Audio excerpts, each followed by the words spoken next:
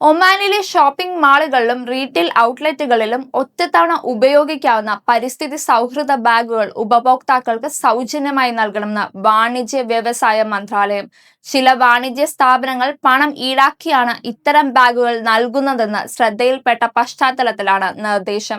സൗജന്യ ബാഗ് എന്നത് അടിസ്ഥാന സേവനത്തിന്റെ ഭാഗമാണെന്നും അത് നീക്കം ചെയ്യുകയോ മാറ്റി സ്ഥാപിക്കുകയോ ചെയ്തിട്ടില്ലെന്നും മന്ത്രാലയം.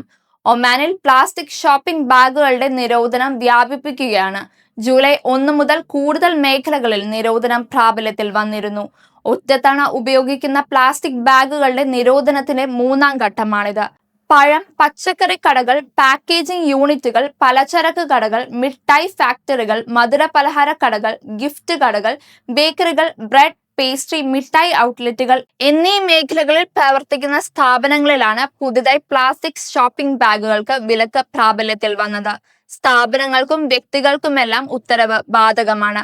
നിയമലംഘകർക്ക് 50 റിയാൽ മുതൽ 1000 റിയാൽ വരെ പിഴ ശിക്ഷ ലഭിക്കും. കുറ്റം ആവർത്തിക്കുന്നവരെ മേൽപ്പിഴ ഇരട്ടിയാക്കും. 2027 ജൂലൈ 1 പൂർണ്ണമായും പ്ലാസ്റ്റിക് ഷോപ്പിംഗ് ബാഗുകൾ ഇല്ലാത്ത രാജ്യമായി ഒമാൻ മാറും.